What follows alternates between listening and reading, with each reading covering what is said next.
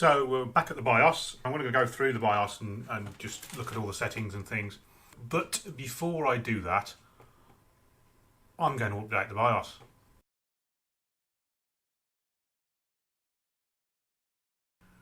But you can see, does it tell me somewhere which version of the BIOS it is? System, it'll be under, I suppose. There you go. So the BIOS version is F5. There's an F6 version that's 2019, not 2018. So we're going to try and update it and see if it breaks it. So if we go down to here, there's Q flash, which we will pick up, and we'll save the BIOS, the existing BIOS first. Unlocks on. MB underscore BIOS.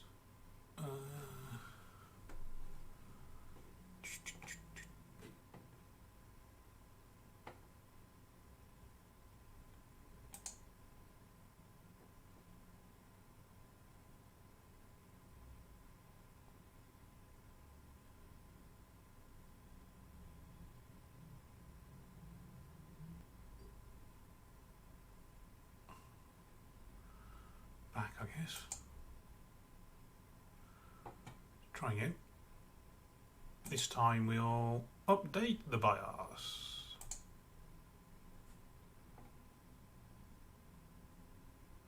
And I want that one.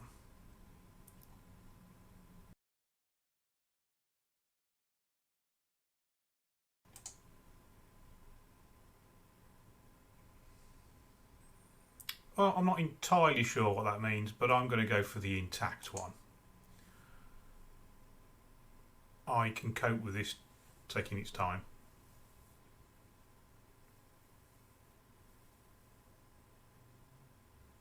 So the only difference really that I can see from the BIOS, according to the website anyway, is that it supports future i9 processors, whatever that means, and 32 gigabit UDIMMs. Since I've already bought 64 gigabytes worth of UDIMMs and stuck them in the board, that's not really going to help me. Whether that means that the board will now take 128 gigabyte RAM rather than just the 64 that it's got now, I don't know, maybe. Oh, apparently it also updates the CPU microcode, updates the Intel IRST version, supports Intel Octane H10. I don't know what any of that stuff means. I'm just assuming that if there's any bug in the system, that this will hopefully fix them. So it's rebooting apparently. Now I can see that I now have an error light on. Oh no, it's just flipped down to the VG error. It seems to be going through its little process of working out what it is. And it's restarting again. I don't know if you can hear the clicking of the power in and out there. Oh, and I guess we're booting. And I guess we're booting again.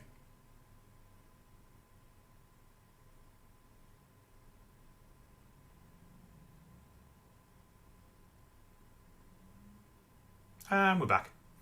So probably not very much difference to the previous one. So what I'm going to do now is I'm just going to go through the BIOS and have a look and see if it does anything interesting. What I'm going to start with is the easy mode because I'm easy. And what does this tell us, if anything, useful?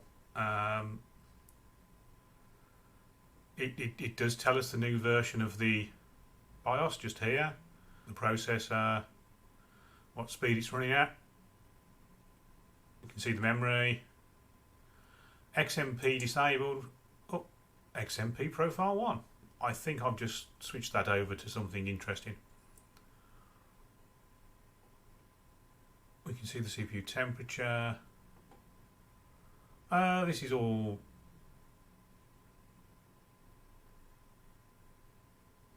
pretty much of a muchness. So let's go into the classic mode. So we go into the advanced frequency settings first and have a look in there, see if there's anything of particular interest. I've just switched this over on the other screen from XMP to being off to profile 1, and it's detected the correct memory, which is good. So I mean, if you're gonna sort of spend the money on the memory, you might as well run it at the speed it's designed to run at. If we go back and have a look in the memory settings, go into the memory settings. I'm not going to change anything in here. I'm quite happy for the memory to run at the speed that it's running at, and for the motherboard to select all the values. I'm assuming that the motherboard is far more competent at that sort of thing than I am. Advanced voltage settings, I suspect I'm not going to change anything here, but let's have a look.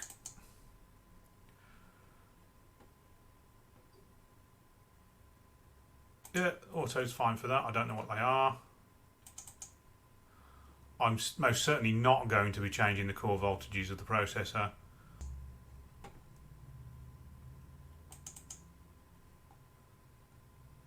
That seems perfectly reasonable to me.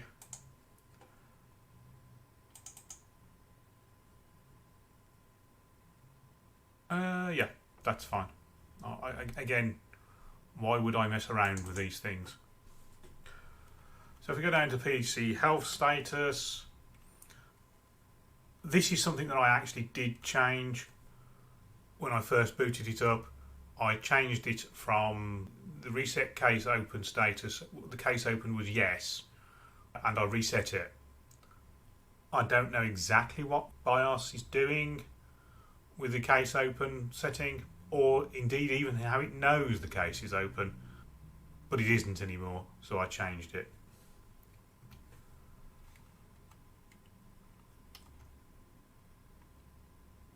Again, I'm not going to mess around with that. I don't know what these things are.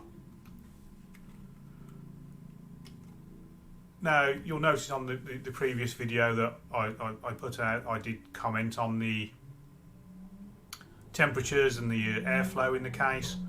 I am going to be buying the fans, additional fans for it, and putting those in to get more flow through. But I don't think that's going to stop me from doing anything useful in the meantime. So if we look at the system, again the BIOS is updated, system language is okay, the date's right, time's not, so we'll change the time. Oops, did that wrong. 29, yeah, that's fine.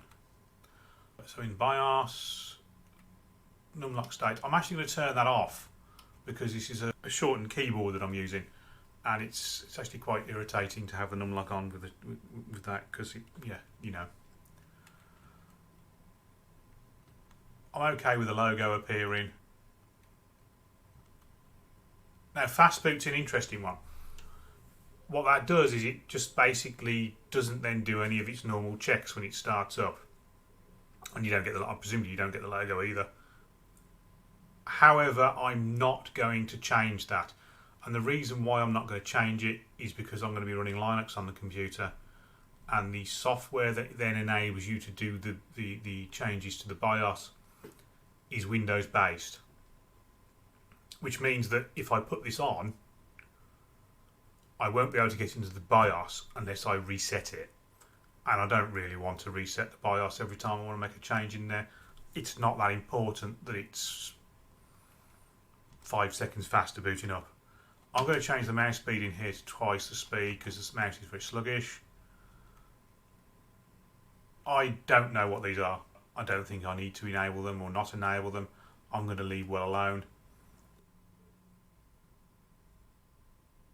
Okay, CSM is compatibility support mode for UEFI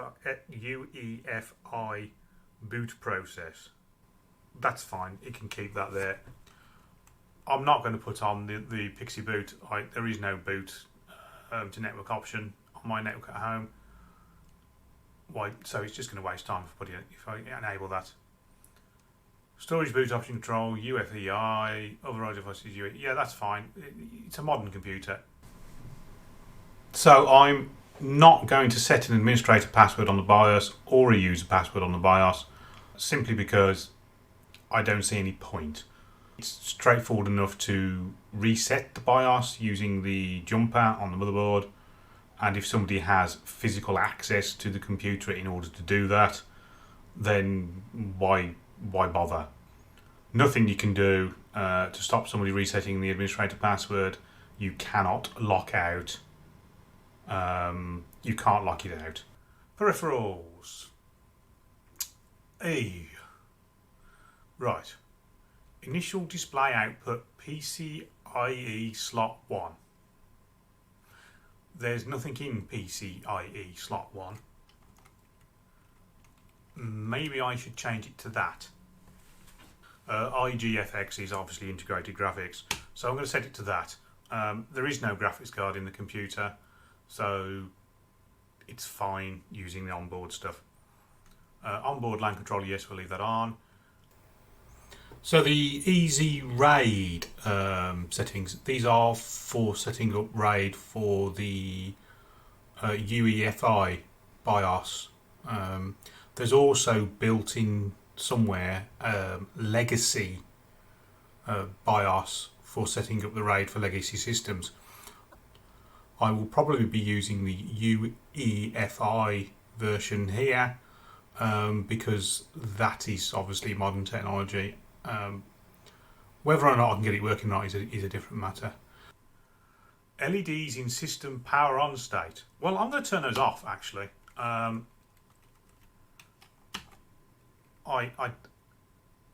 don't see the need for illumination in the computer. Intel trusted. Right, okay, that's disabled. That's fine. I'm like I say, I'm running Windows. I'm not running Windows on it. I'm running Linux on it, so it's probably not going to work anyway. I don't know what that is. Yeah. Don't care about that. So the Thunderbolt settings might be quite interesting to look at. I suspect discrete Thunderbolt support just means that the Thunderbolt's enabled or not. So I'm not quite sure what TBT VT based security means, but it's probably something to do with Thunderbolt access to virtual machines. So I'm going to enable that because I actually want them to talk to it at some point. Thunderbolt boot support, yeah, well I'm not going to be booting off Thunderbolt. No, it's not going to happen. Wake from Thunderbolt devices, again we're going to disable that because I don't want a subordinate device booting up my computer. This is the bit that I actually want to sort of talk about a little bit though, is the security level. Thunderbolt has essentially access to the PCIe bus, which means it can have DMA, direct memory access. Therefore, a device plugged into the Thunderbolt port can have access to whatever's in memory, which seems like a bit of a security issue, which is why Intel in its standard has implemented security levels in Thunderbolt, and there are a number of options. So the first option is no security. As I understand it, that one's deprecated and it will be taken out at some point in the future because just the idea of having a device that you may not have full control over plugged into your USB port and having access to all your systems, no, sorry. User authorization, essentially when you plug something in, the computer will ask you whether or not you're going to authorize it or not, and it'll only do it the first time. Secure Connect, I think that's a slightly different term to what I'm used to, but I think that means essentially using certificates as well as user authentication. In other words, you have to upload a certificate to the device to say that it can talk to the computer. There is a good video, which if I can find I will link, where the chap who's designed the Thunderbolt sort of security does a talk about it and explains how it works. But yeah, this seems like the correct way of doing it, although I'm going to have to learn more about whether or not it's actually as secure as I'd like it to be. DisplayPort only, essentially then you just uses the Thunderbolt port in order to output display. This is probably one of the safer options if you're not going to be using Thunderbolt for data transfer other than display. So that's an option. And I really don't know what USB docking only means. I'm guessing that means docking station. But I'm going to put it on Secure Connect. Mostly because there's a possibility that I might be looking at something Thunderbolty in the future. If I change my mind, then I will change it over to DisplayPort only.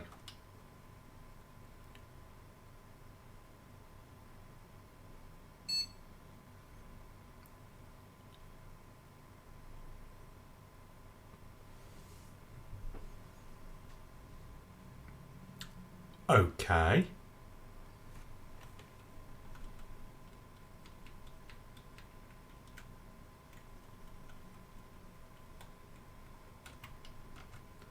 So that was a bit of a reboot there for some reason. I'm not quite sure what this is, so I'll have a quick look. Okay, so the Thunderbolt USB support. It is possible for Thunderbolt to act like a USB 3 port. The connectors on the back of the computer are in fact USB-C connectors. I'm going to say no. There's plenty of USB elsewhere on the computer. Unless there's a need for it, I don't see putting it on. I don't know what that is, but it's disabled, so we'll leave it that way. And I don't know what any of that stuff is, so I'm not even going to look at it.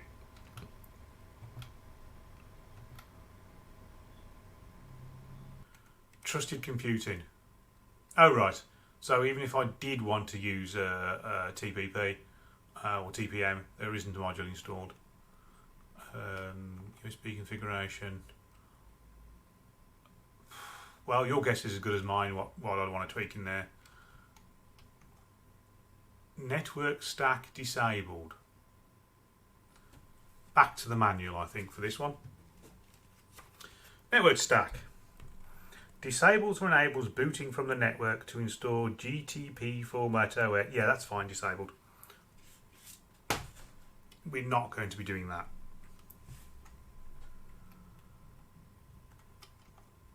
So under the NVM, whatever it was, NVMe configuration, you can see my two SSDs in there, which is nice. Glad they appeared. Plug-in devices. Again, it just tells you that the chips are in, the SSDs are in, and which slots they're in. So the one's in M2M, and the one's in M2P. And there isn't anything in the other card slots. This is the other way that you can do the configuration for the RAID. If I'm going to go down this route, or indeed the other route, I need to read the manual first, because this is basically meaningless gibberish to me. So with the chipset, we've got VTD, which is enabled. Of course it is, because we will be running virtual machines on it. And internal graphics. DVMT pre-allocated 64 megabytes. Okay. Graphics memory 256 megabytes. Okay. Audio controllers okay. Okay. Enabled. Yeah, okay. I don't see any reason to change that yet. Oh, no, don't want to do that. So, power. Platform power management disabled. Okay. So this one, obviously, I'm going to be encrypting the operating system drive and any additional storage I put in there. So that means I will have to put a code in order to get it to start up. Which means it might as well stay powered off if the power goes off. Power on by, yeah, that's fine, disabled. Soft on by power button, instant off.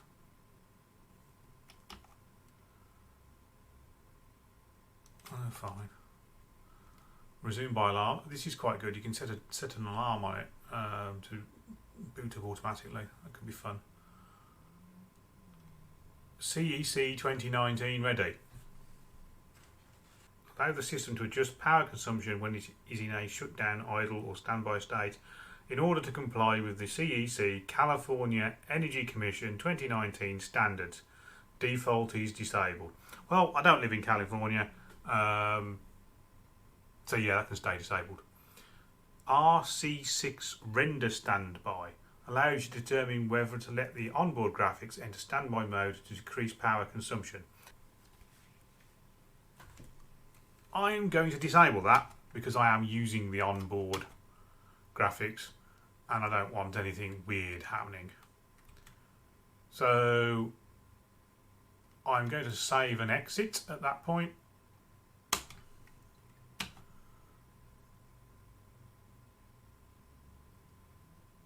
And hopefully the computer's going to go off and reboot. And it goes back into the BIOS because there's no bootable drive. So the next step will be I'm going to go away and figure out how the RAID works. I have a niggling suspicion at this point that I might be doing a software RAID within Linux itself rather than creating the RAID in the BIOS, because I don't think it actually does hardware RAID. I think it's doing a software RAID and uses drivers which work in Windows, but of course I'm not going to be using Windows, and it might be a massive pain to get it working under Linux. We'll see.